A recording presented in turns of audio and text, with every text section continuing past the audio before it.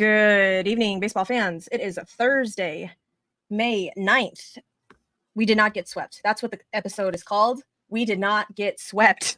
I'm Susie. That is Tom. This is Bourbon and Baseball, Astros edition. I'm going to give you the rated R warning because obviously I am a potty mouth. All of the four-letter words, probably some inappropriate adult humor, and away we go. Like I said, this episode is entitled, We Didn't Get Fucking Swept. And that's a win. That is a win.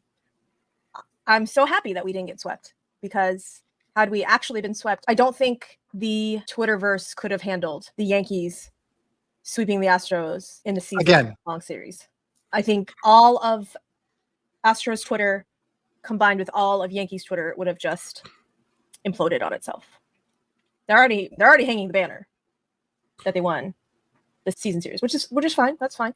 But we got to give it to them. We do. We got to give it to them because we beat ourselves in most of these games. There's that. So glad to see that Aaron Judge and Giancarlo Stanton has used us to get out of their home run hitting funk.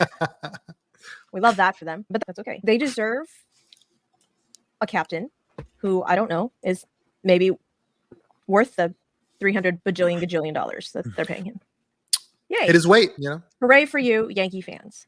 I'm just going to be so thrilled when the Baltimore Orioles just take you out. That will be my World Series. The Yankees will be so sick of orange. So sick. So sick of orange. Yeah, that's Justin Verlander pooped himself. Did not look great. Give up all of the home runs. Spencer Arrighetti, I will give Spencer Arrighetti some leeway. Because besides a couple of those, he worked out a couple of jams, made some great pitches, but there were just two. I say just two. Two definitely mistake pitches. Just why? Spencer Arrighetti, just why? Just punish those baseballs. Dick high fastballs. Middle, cement mixer. And they destroyed them. Destroyed them. And unfortunately, we also got some dick high fastballs, but we did not get the chance to destroy them. We were fouling them back. Because that's like our luck this fucking season. But that's okay.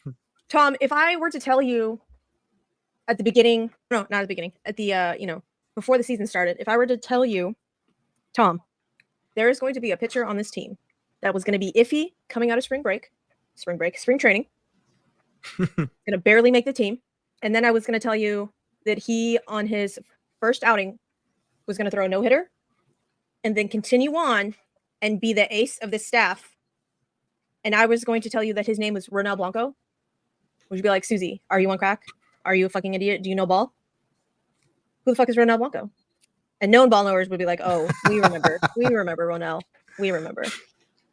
But casuals will be like, really? Who the fuck is Ronel Blanco? Where did he come from? What do you mean? Who is this guy? I didn't have Ronel Blanco coming out and being the ace of the staff. You can say what you want about JV and Fromber and playing time and seniority and all that bullshit. But I'm going to go with the record and what's happened in the games that Ronel has pitched. Ronel Blanco, 3-year-old Ronel Blanco, ace of the Houston Astros. I would say to you, he did pitch well in spring training. I would say to you, he probably was supposed to be in the pen. Something crazy must have happened. But no way in a million years would I thought that Ronel Blanco through May so far, through the first game of May, would be 4-0 with a 2 ERA and the best pitcher in the rotation for the Houston Astros. I would not be able to go with you there. And really, he should have a 5-0 record, but the Astros themselves just shit the bed on that and couldn't score. I like how 5 minutes ago it was like poop themselves, and now it's shit the bed. It's like, we're not doing that no more. It is what it is. I call it like I see it, Tom. It should be. The offense screwed Ronel Blanco on that. He should have had one more win on his ledger, but that's okay. That is okay. Ronel Blanco, ace of the staff. He's my ace.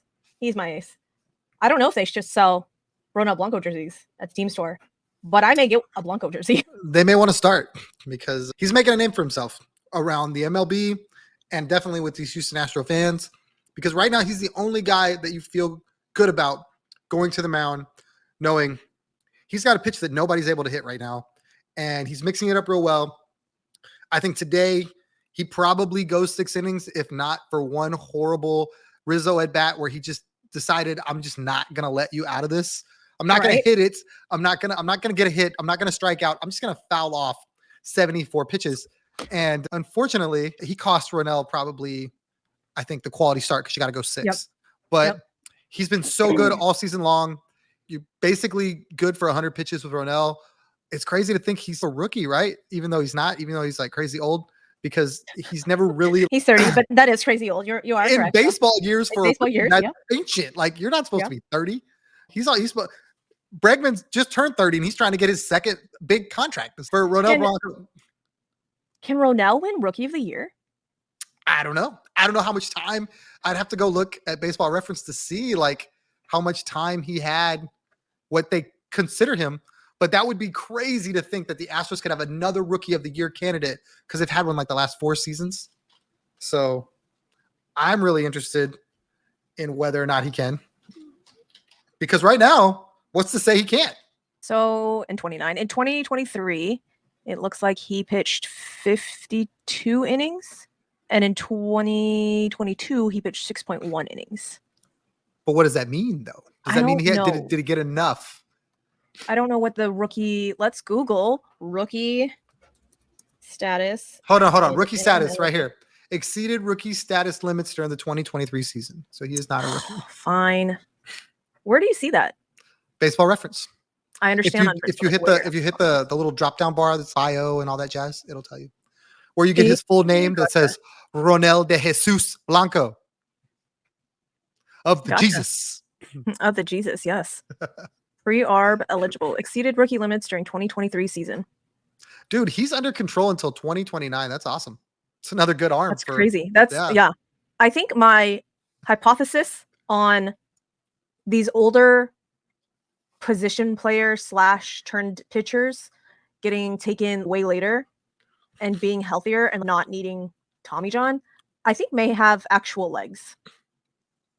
I don't have class this summer, so that may be actually something that I research. That'd be cool. Anyhow, so yeah, this series ended on a high note, right? They leave New York, they're headed to Detroit, and it's always great to win on getaway day / night, getaway day, whatever. So that you go in with a little happier attitude. However, the fact that they lit up JV doesn't fill me with great confidence. Spencer Aggetti, again, he was getting squeezed. So some of those pitches, some of those things, not on him. Now I don't blame him because the top of that lineup is fucking stupid. And if I never see Juan Soto ever again, it will not be soon enough. Not be long enough. What am I trying to say? I really just don't ever want to see Juan Soto ever again, is what I'm trying to say. And a stupid Soto shuffle. I wasn't able to watch the game today.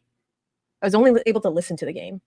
But I read on Twitter that apparently there was some exchange between Juan Soto and Yainer. They were chatting it up a lot. I was able to watch bits and pieces all game long, like an inning here, an inning there, do some stuff, and then go back and check in. I had it on my phone, and yeah, they were chatting it up a lot, but I don't think in like a bad way. I think it was just more like back and forth, just like playful. Because the one thing that I said the other day on the PSF app, and the one thing that I'll continue to say about Juan Soto, is the Astros need to look at this dude and go, we need to be like that guy. And I'm not talking about like the shuffle or anything like that, just the way he plays. You can legitimately see him absolutely having fun playing baseball. It's not a job. He's up there clowning around. He's doing the goofy shuffle. He's chirping at the ump. But he's always got like a smirk. He's always got like a wry smile. Like you can tell he's not stressed over anything because he's having fun. And you know why the motherfucker's not stressed over anything? Is because he has an OPS of over a 1 against right-handed pitching. But I think that feeds into it. He realizes he don't need to be stressed about shit. No, still got to go out and perform every day. But every game this series, I see him come to the plate, and it's like, I'm having a good time. Like even before like first at bat, he's just really having fun playing a kid's game, which is what we saw Yainer do last season, which I thought was such an energetic thing for the clubhouse when he played. It was like you got this kid out there, and I think Joey Loperfido has a little bit of that too when you see him steal a bag or stuff like that. And I think they just need more of that. They got to get back to having fun playing baseball because right now, when you look at Alex Bregman, and I know I harp on him a lot, and rightfully so, he looks stressed the fuck out. He looks so concerned in the middle of it at bat Like his body language is nasty. He does not look aggressive. He does not look like he is attacking a baseball. He's like up there looking, please don't fuck up, please don't fuck up, please don't fuck up. And he does. And you had a perfect example today. You had Jeremy Pena on third base with 1 out. And it's like, situationally, bro, I need you to go to the right side of the diamond, and I need you to put it on the ground, or I need you to put it far enough in the air. And I know it's easy for me to say sitting in this chair. I get that. But I'm giving Alex Bregman the respect that he deserves as a baseball player that's done it for a long time, that he can read the room and go, I got to do whatever I got to do to get this guy home. You know what I mean? If for nothing else, that's one run that we desperately need, which later on in the game you saw that they desperately needed. I think he got up there and he got ready to go in that early hack mode and popped up. And it's just, I know when it's bad, but I feel like Alex Bregman should be able to, even if it's a squeeze or something of that ilk, like Altuve did it too. And I'm going, fellas, this is situational baseball. And maybe that needs to hang on Joe Espada's head. Maybe he needs to go, look, I can't trust you to do this way. I need you to do it this way. And I'm going to take the bat out of your hand a little bit not to have the big inning, because right now we just need to score runs however we need to score them. Juan Soto has a 190 OPS plus, guys. 190 OPS plus. That means he's 90% better than your average fucking baseball player. That means he is 90% better than Mauricio Dubon. Physically, I feel like I see that. It's the way they stand up. They have the tail of the tape. I can guarantee you I will have motherfuckers coming into my DMs being like, what are you talking about? I can't. Anyways, if ever there was anyone that belonged in a fucking Yankees uniform, it's this motherfucker. And if the Yankees do not sign Juan Soto, they will be the stupidest, most idiotic club in the entire world. And that fan base better fucking riot. Because we know Susie would. I don't want him. No, I know you don't want him. What I'm saying is if there was a guy on your team equal to that, I feel if Yordan Alvarez was a free agent or was going to be a free agent and he had a 190 OPS plus and the Astros failed to sign him, I feel like you would riot. I guarantee you I will riot if we don't extend Kyle Tucker. There you go. Perfect example. I didn't want to say Tuck. I didn't know how loyal I am to Kyle Tucker. Do you see? Okay, so I have Chaz McCormick right here. I got the catch over the bar. You see who that motherfucker is? I do. That's Kyle fucking Tucker. And then on the desk over here, I can't go there. Yeah, that's Jordan. We got him. But see, to my point, Tuck is tucked back in the back. Tuck is on the fucking wall. Tuck is on the wall. He's the only one that's hung. Okay. On the wall, not in the other. On the wall, guys. On the wall. I heard it. On the wall. On the fucking wall. Kyle Tucker has a 176 OPS plus. The Astros need to do everything in their power to extend Kyle Tucker. I feel that way. Everything in his power.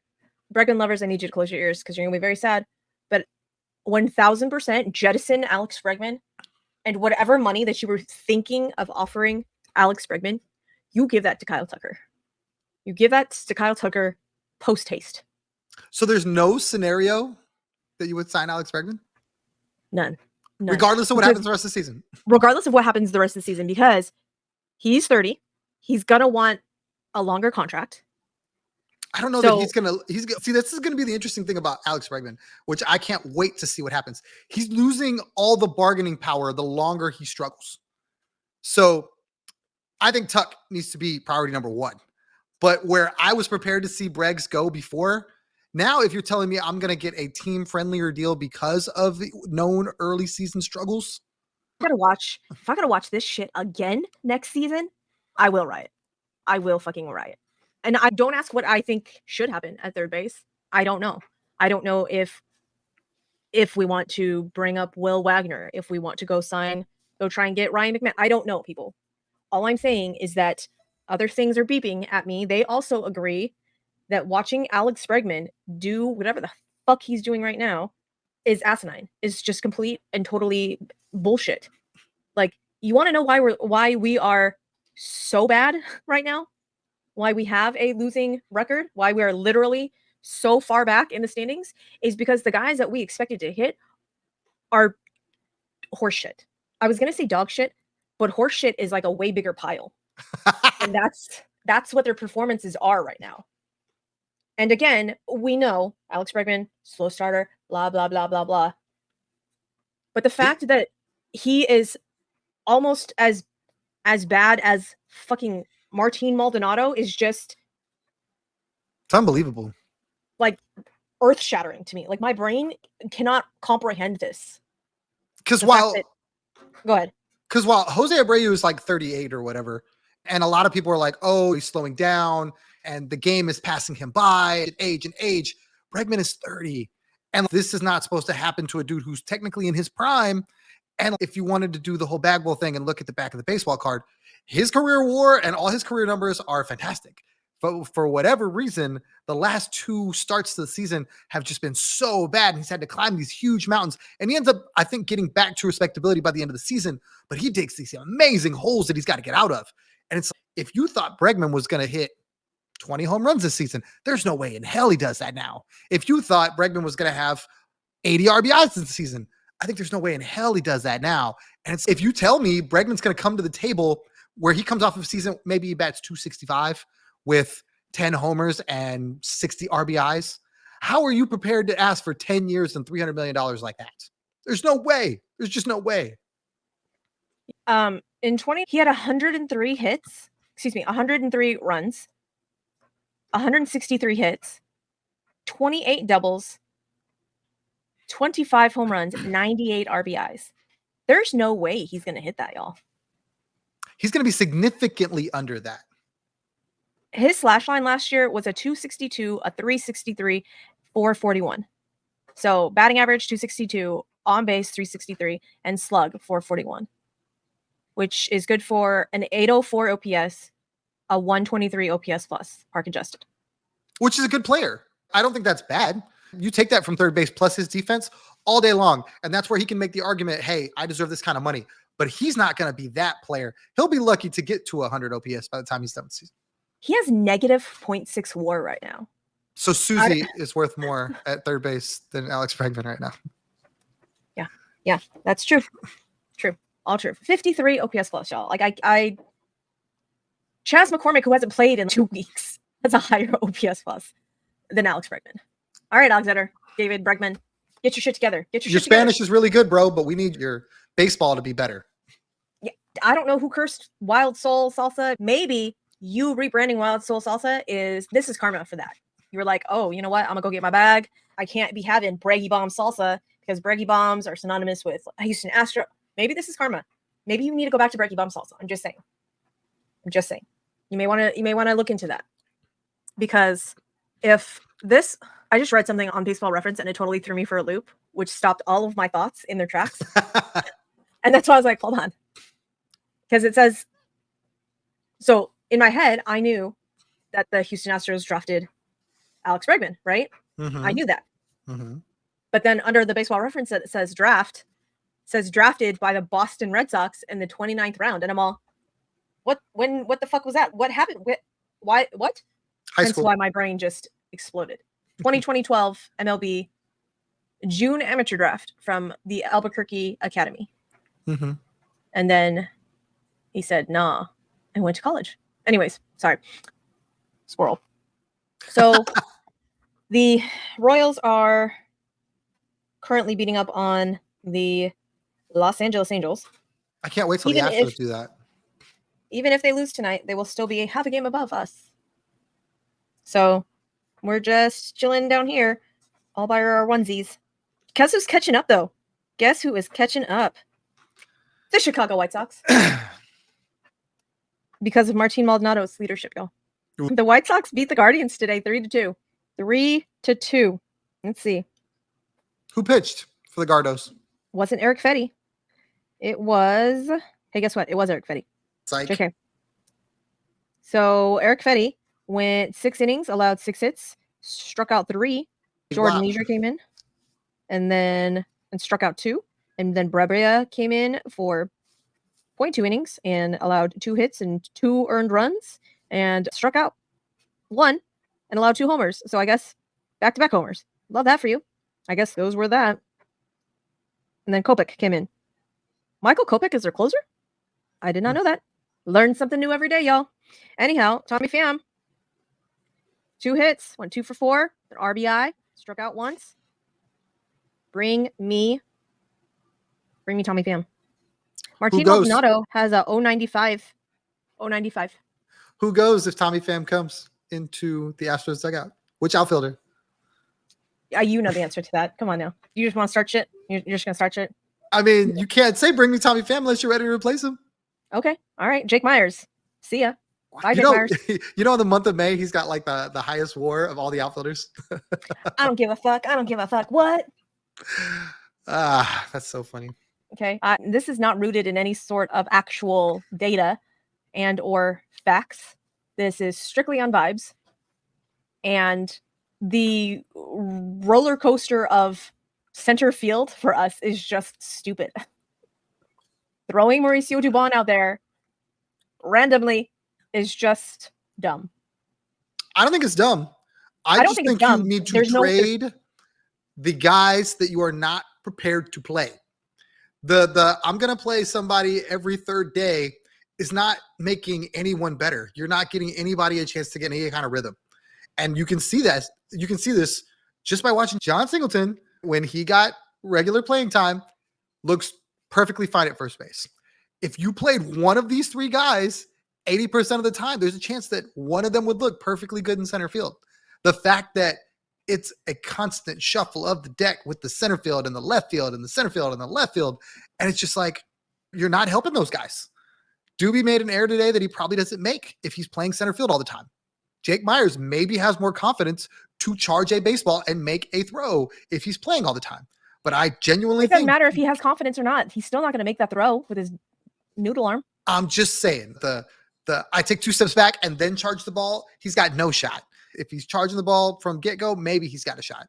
I think Jake Myers is that dude. I really do. Not Jake Myers. Chas McCormick is that dude. Chas plays exactly like you'd want him to play, and they just don't leave him alone. And it drives half of the Astros Twitter nuts because they're fans. They got the picture of the catch, and they're like, this guy should be the center fielder. And when he's in center field, he plays great.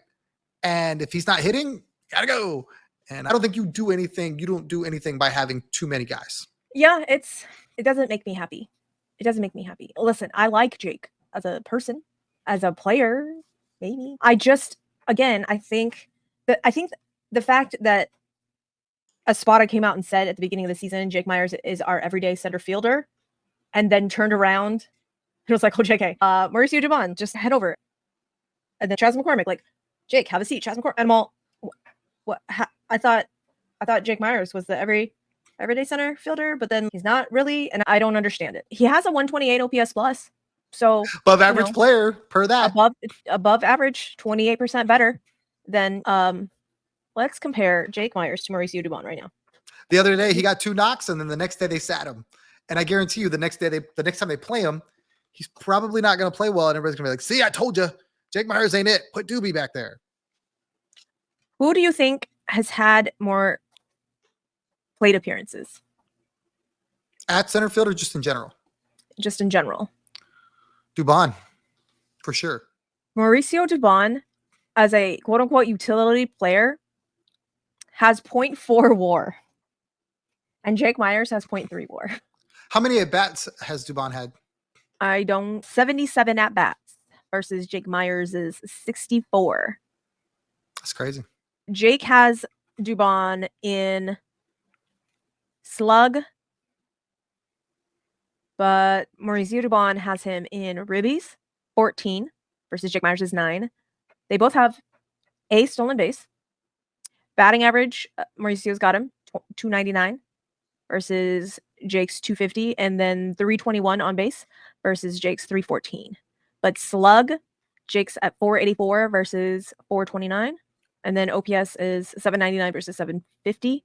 And OPS plus is 128 versus 116. 2 more home runs than Mauricio. So if I were just looking at this as a not known ball knower, I would be like, Jake Myers looks really good. These are basically the same player, y'all. I don't know. Plus side, Joey Loperfido got a couple of knocks today. Hooray. I think he's going to be a good baseball player, which it's going to make for the worst possible scenarios when it's time to try to give him everyday play. Because where are you going to play him? You're not. Trey Cabbage. Same thing with Trey Cabbage. Espada gave Trey Cabbage playing time. Yes, we were like, what's happening? Trey's in left and Jake's in. Was Jake in center? Mauricio's in center. No, Mauricio Jake was in was center. because he tried to make that throw yesterday. Oh, that's right. And there was like no shot he was getting the guy on play. It was like no shot at all. Fucking noodle arm. However, Mauricio was not Justin Verlander's personal center fielder. No. So there's that. Jake started then. But we got to tip our cap. We got to tip our cap. Tom. Big old John Singleton, sir, hit a 9,003-foot home run off the triple deck up there. How far did that actually go? I say that. I want to see how far it actually went. But apparently it broke some sort of record with John. It was his longest John homer. Singleton, Jordan's, and Aaron Judge's. So 3 home runs in the same game that went over 415 feet. Like that. This is the first time apparently that's ever happened. And if y'all didn't see Jordan's face when John Singleton hit this ball, guys, it's hysterical. Like it should be the best GIF ever. And I think I'm going to make it into a GIF because I haven't seen it. Hey, guess what? That's not how you spell savant. They asked Joe Espada about it after the game and then asked about Jordan's reaction. And he was like, from the dugout, it was very loud. And we knew he hit it a long way. Like just the sound of the ball off the bat. It was more indicative of why they made the face because it was just so loud. And then they saw it, obviously, and whatever. Oh, my. All right. So John Singleton's went 400 feet, apparently. I don't put any stock into that, though. Because they said that fly ball that Volpe hit, I won't even call it a home run. It's that fly ball. His quote-unquote home run, yeah. They said that was 430 feet. It was like the first row, which is like 414. And then Blummer and... No, and 314. Oh, you're right. 340. Yeah. But they said it went 330. And he's there's no way. There's no... Like, the 314 sign's right there. There's no way. You're telling me that's another however many feet.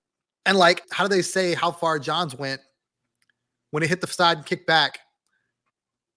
I don't know. Apparently, Aaron Judge's went 473. John's went 442. And then by this, it says Jordan's only went 395. But then Sarah Langs, who I believe Sarah Langs legitimately had that stat. Let me see if I can find it and make sure that I read it correctly, because there's that chance too that I'm just an idiot and don't know what I read.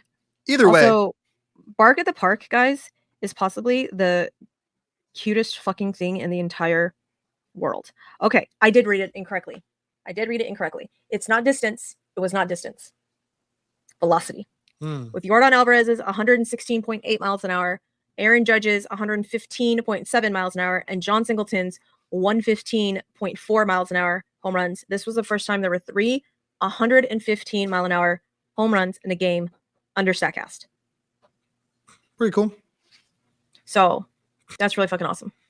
So tip of the cap to John Singleton, who hit a 2-run bomb right after Jordan. I think it was really important because you looked at the first 2 games of the series and it's, first inning homer, let's go. And then Jordan does it and you're like, the last 2, and it was all over Twitter. We know how this goes. And then for John to turn around and do it, no, this isn't the same. This is a little different. I love when John Singleton hits a home run because he doesn't even pivot. He just drops the fucking bat. Like, he doesn't drop the bat. He chunks that shit at least 3 or 4 feet. Whether that's part of the swing or whatever, it's like I'm getting rid of this bat now. So, like I said, he's a big old stocky oak tree. What did we say he was? 6 foot 250? 6 foot 260? What did you read yesterday? I'm about to read it again. Stocky motherfucker. And he scooped that one throw from Josh Hader. Was it the 9th inning? Yeah, it was a huge play too. John Singleton is 6 foot 256. 6 foot 256. It's a big motherfucker. What would he play in football? Probably linebacker. I ask that as if I know what the fuck he would do in football. I don't. I answered you. I don't even know if you know what that means. That's for the people who know football. I asked that for those people, not for me. That doesn't make any sense to me. But fun fact: Ronell is 6'3", 265. So he's bigger than John. Ronell Blanco is 6'3". What? I don't believe that. Baseball Reference. Baseball Reference also says Alex Bregman is 6 foot. Come on now. We all know that's not true. I believe that Ronel Blanco is not a little dude. Why am 6'3", I thinking 265. I had to pull it back up. how big is Brian Abreu? He's also a big dude. Brian Abreu is a big dude. Brian Abreu is 6'1", 230. So So Ronel's got Ronel 2 Blanco inches. is bigger Yes. than Brian Abreu? He's got 2 In no inches world. and 30 pounds on him. In no world. In no world. Am I on crack? Baseball Reference? Maybe it's the blonde hair. You just lose it in there. I broke Susie, ladies and gentlemen. Am I dumb? I know I'm dumb. And I can't really judge like heights or distances or like lengths or anything. Like I can't do that. But I can compare people. And at no point in time. You're gonna have to now she's gonna have to start like hunting guys like I need Ronel and Brian Abreu to stand next to each other. I can't be the only one that thought that Ronel Blanco was smaller than Brian Abreu. There's no way.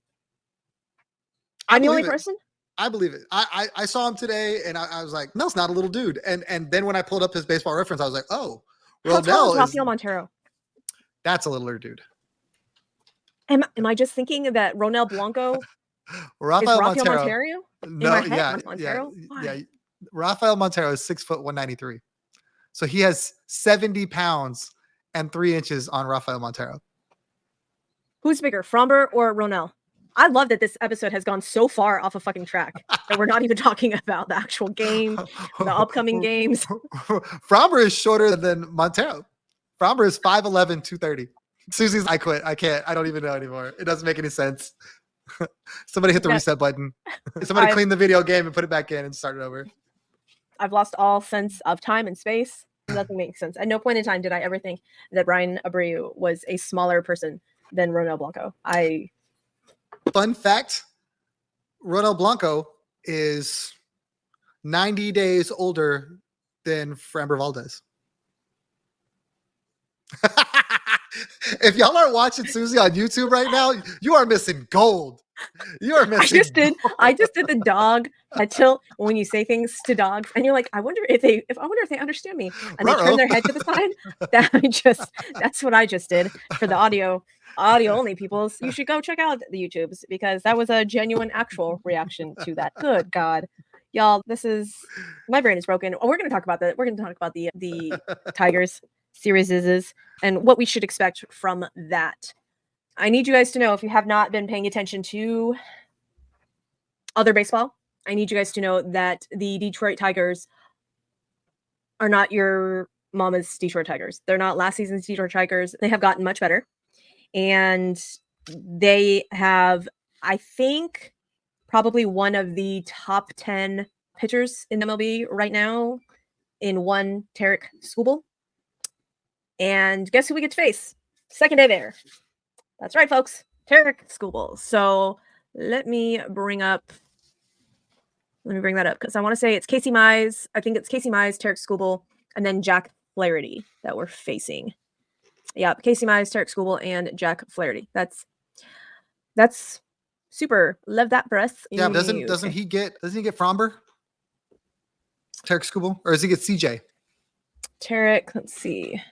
I think the matchups are going to be really good pitching matchups because I think Verlander goes in the last game, and I gotta believe that he's going to go to Detroit and want to shove because that's Fromber goes against Casey Mize.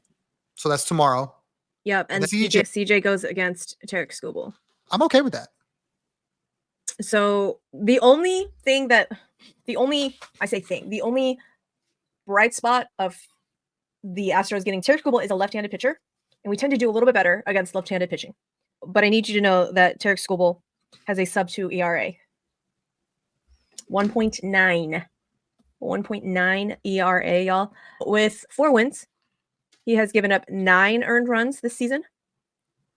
His whip is a sub-1 whip. FYI, if you guys didn't know, sub-1 whip, that's very good. Strikeouts per 9, 11. 11.9. So good. So good. Love that for us. Jack Flaherty has also been shoving this season. He is not your last season's Cardinals Jack Flaherty. So that should also be interesting.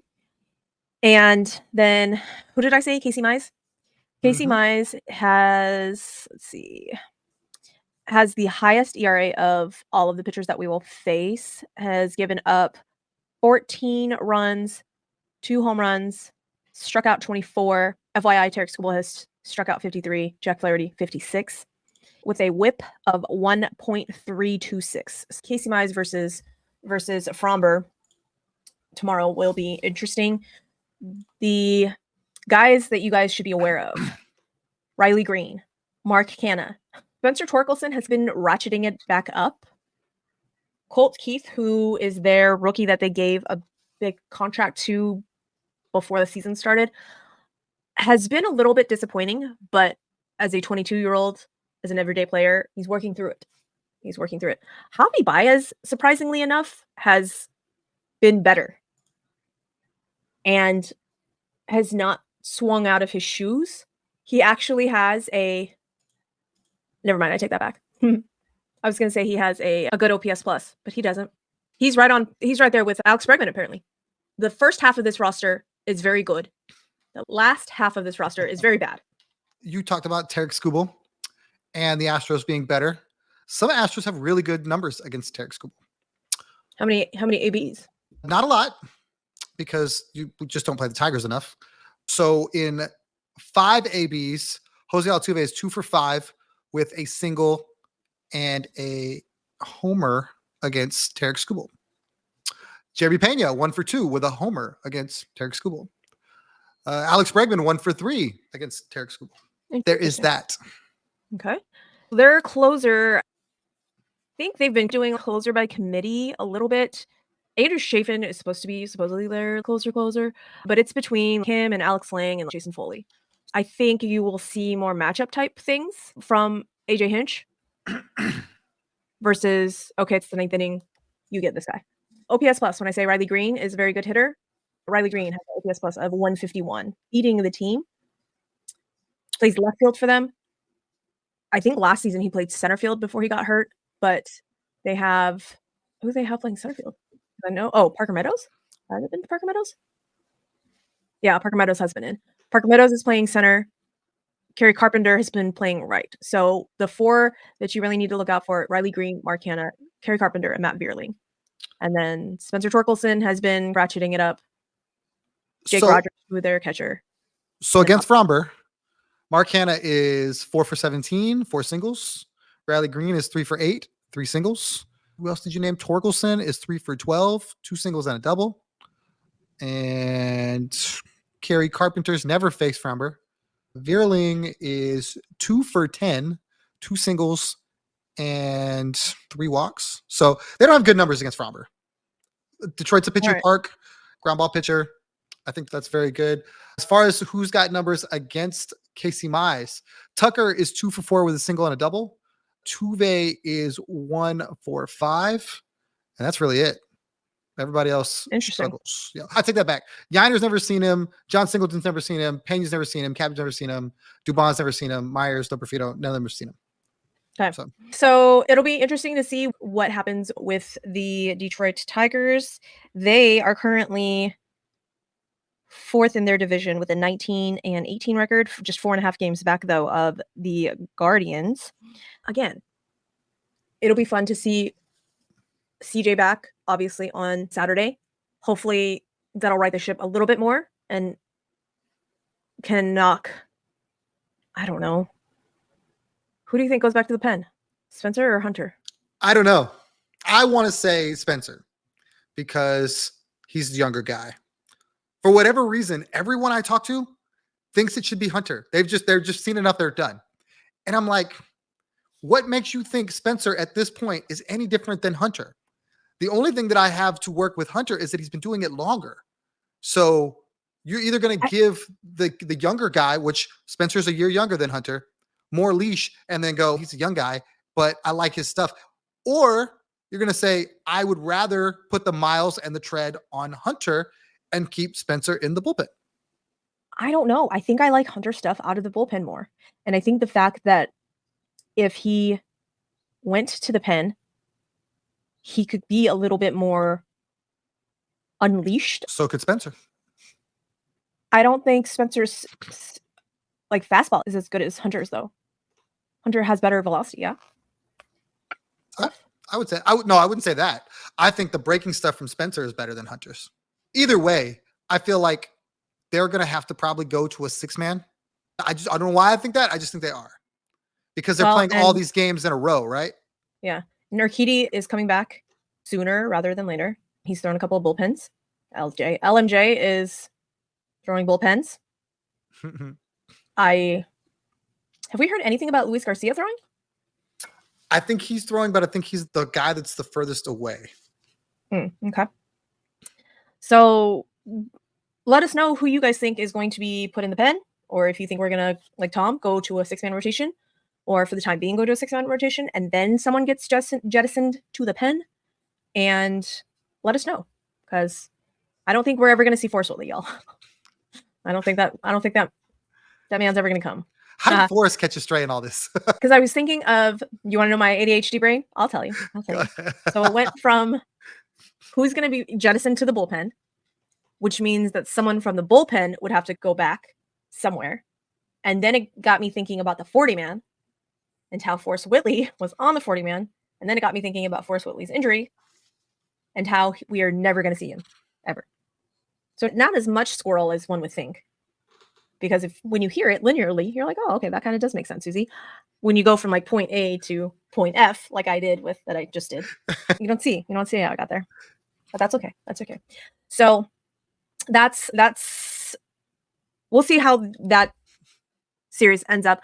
I think we'll take 2 of 3. I think we will win this series. That's what I'm going to go with. I'm hoping that Jack Clarity does not have. That's the swing game. I'm giving them the Tarek Skubal start. Really? Maybe. I'm giving them the Tarek Skubal start. I don't know how CJ will do. And CJ always stresses me out a little bit when he pitches.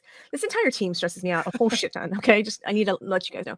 But CJ, every time he pitches, I'm always like, can we get a little bit economical with your pitches, CJ, for the love of God, please. There is never an easy 1, 2, 3. There's never a 1 pitch ground out. Never, not ever with CJ. It's always a 7 or 8 pitch at bat. And that's when he's doing well. Like when he's like locating and stuff. That's when he's doing well. So then when he's not doing well, it's like a 12 pitch at bat. And Riley Green can fucking foul off some pitches. That's why I'm giving the Tarek Skubal start to the Tigers. I'm hoping that CJ comes back and shoves because it'll be his first game back. And so he'll be like the freshest. For some reason, I'm more worried about Framber. I don't know why. I shouldn't. Batter versus pitcher. Are you kidding me? The way that he's pitched this season, of course I'm fucking worried about Framber. So I don't know which Framber we're going to get. But he's got really good numbers. That's the thing that's got me so puzzled. If I have to pick a pitcher to lose, I should pick Verlander. But I have a feeling that he had this whole post game, how he's not deceptive and how he needs to get back to, he said all these things and then he's going to go back to his old stomping ground. And I think he's going to want to prove I'm Justin fucking Verlander. And of all the guys, like I saw the rehab start for CJ. It looked good. So I think CJ could be good. They don't have good numbers against Framber. He's got Ks on all these guys. Canna has 4 Ks. Bias has 5 Ks. Riley Green's got 3 Ks. How many Ks against him? I know, but it's Javi Bias. I hope he keeps doing it. When I say that the last half of this team is bad, I legitimately mean the last half of this team. Spencer Torkelson has a 72 OPS plus. Javi Bias has a 30. A 30. Yeah. Parker Meadows has a 28. And Cole Keith has a 21. Butlin's faced him 12 times. He's 3 for 12 against Torkelson with 2 Ks. So. Torque's got some power. He was I think he was the first overall pick for them a few years back. And he just really hasn't panned out. And I say really hasn't panned out. The motherfucker's 24. In my head, I feel like Spencer Torkelson is so much older, but we've been talking about him for so long. And I just think, and then the fact that Riley Green is only 23 and is so much of a better player than he is, I feel badly for him. But yeah, just watch for Riley Green because he currently leads the team in home runs with 9. So I want to say Andy Ibanez had a game for them the other day as well. He is 2 for 10 against Framber with 2 singles and 3 Ks and 3 walks. Riley Green? Andy Ibanez. Oh, Andy. Okay. Riley Green is 3 for 8. He's statistically their best match for Framber. Andy Ibanez plays second, third, and outfield And let me see, what was the game that I watched with him the other day against Cleveland that I was like, holy fuck, have yourself a day. This is the game. He went 4 for 5 with a double, 2 home runs, a walk, and 4 RBIs. It's pretty good. It's a pretty good day at the office. Pretty good day. I think they're everyday second baseman. I say that. Let's see, he has played 15 games for him so far, so maybe not their everyday second baseman, but maybe after that game, he will be. The last 5 games, it looks like he's been in on the 4th and then pitch hit on the 6th, but he's been in on the 3rd, on the 5th, the 7th, and the 8th. So have yourself a day, Andy Ibanez, but just maybe not against us. Please and thank you. We would appreciate that. So we shall see how that ends up for the Detroit Tigers and Houston Astros, and hopefully we can crawl out of our hole. Like I said, Alex Bregman got a couple of hits tonight, and that zone was absolutely horrible. And so one of those at-bats, I felt for Breggy because he swung at something that I know that he wouldn't have normally swung on, but because the first pitch got called a strike, he had to cover it. And I was I was mad for him. And it was like 2 inches off the plate. I know the exact spot you were talking. And so I'm like, God, the brothers are already fucking struggling. So you're now you're just fuck them up even more. Yep. So I know I don't need to tell anyone if you're playing fantasy baseball to play Shohei Ohtani, but you should really play Shohei Ohtani tomorrow. Against Michael King, he is 4 for 9 with 3 homers and a double. So makes my heart happy. Guess who has Shohei Ohtani? I'm pretty sure he's either going to hit a homer or a double. He's got 2 Ks too, but just saying. Crazy. Shohei did not have a day the other day. He went 0 for 4 with 3 Ks. Mookie Betts is 2 for 5 against Michael King with 2 bombs. That whole lineup's just going to rake. Yeah, I've got Shohei. That makes me happy. Anyways, all right, guys. Fingers crossed we can crawl out of this hole. I think John Singleton is our everyday first baseman until further notice, guys. Until further notice, because that man is playing, I say out of his mind. He really isn't. I think this is who he is. We're just so happy to see anything from first base. I don't think he's playing, like, his numbers aren't like screaming off the paper. It's not like MVP, John Singleton, but he's just playing good first base. And that's all this team really needs. Yeah. Just not a raging black hole. That is legitimately all we ask. But the fact that he is, again, not a raging black hole and is actually producing there, he's got a 113 OPS plus right now, which, is above average. More, I was going to put it against Jose Abreu's negative 25, and then I was going to try and do the math to tell you how, and then I couldn't. And then my brain broke and was like, Susie, he is a player and a half better than Jose Abreu. Yeah. Yeah. But the fact that last season he had 2 home runs in his first game and then no home runs at all that season because he got to play like once every 2 weeks or something. I think the fact that he is this is awesome. And I hope Jose Abreu stays down there longer. Sorry about it, but not really, because the Cinderella story is actually great. I love the Cinderella story. I only love it as long as it continues. If you're gonna play John Singleton and he regresses, and then it's like the same dude, then What's a regression to you? For me, if he becomes like a 85 OPS plus and he's like a 230 hitter. So like Alex Bregman? No, that's better than Alex Bregman. You set me up. You set me up there. You knew what you were doing when you did that.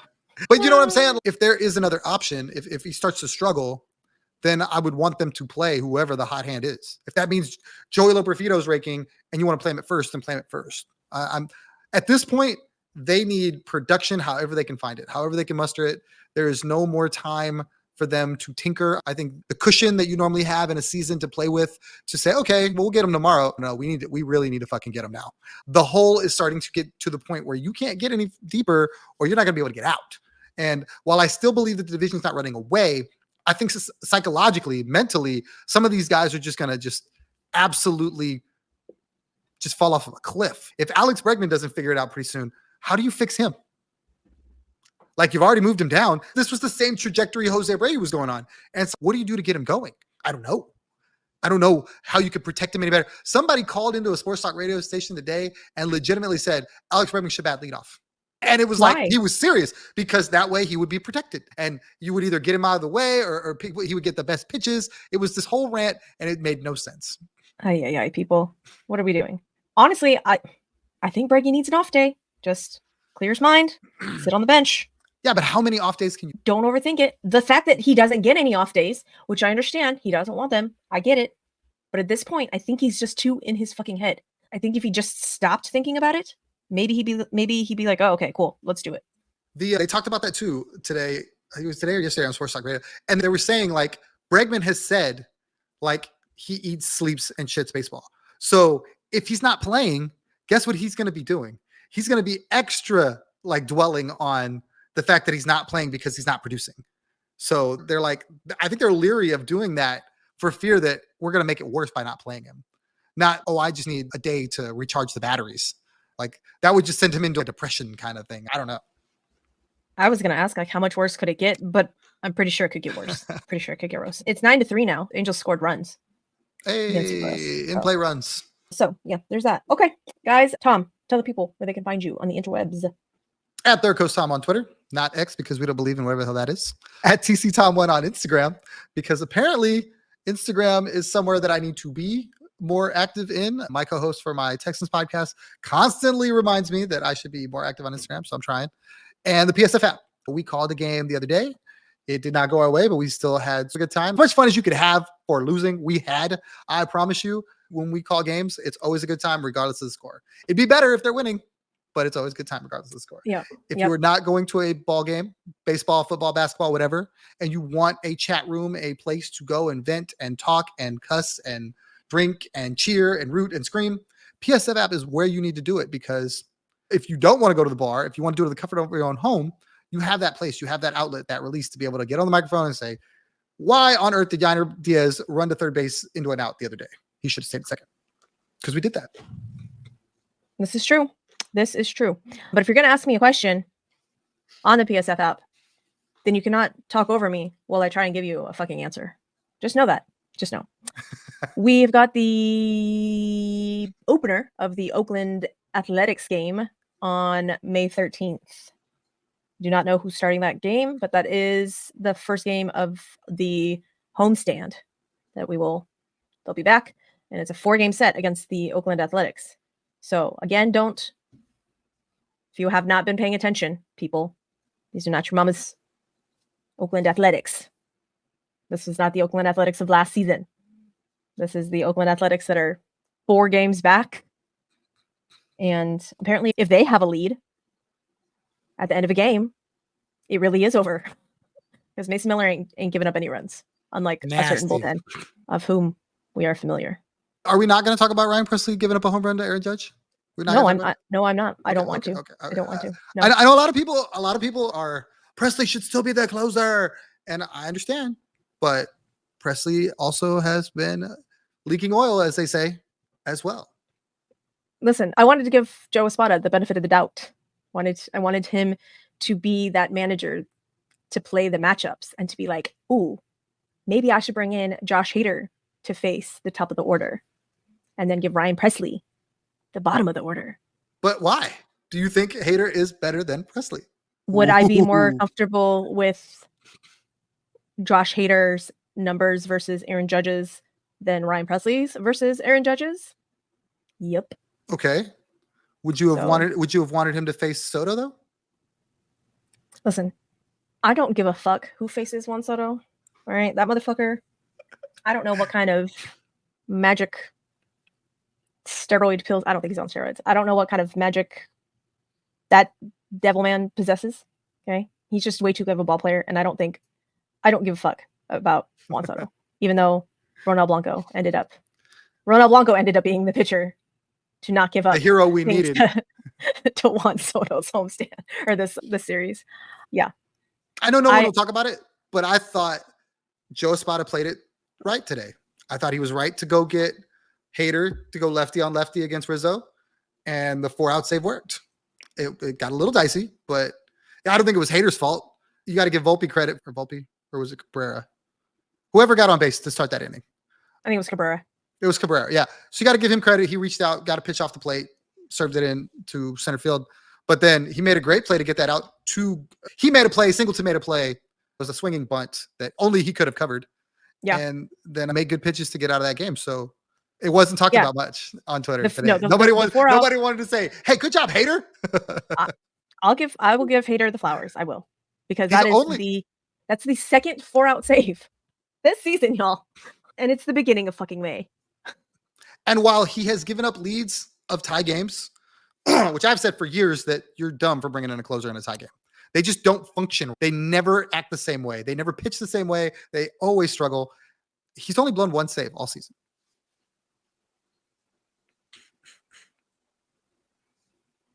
I know you don't like that. If you're not on the YouTubes, you should be on the YouTubes, because my eyes just got way more squintier and smaller than normal as I stared at Tom.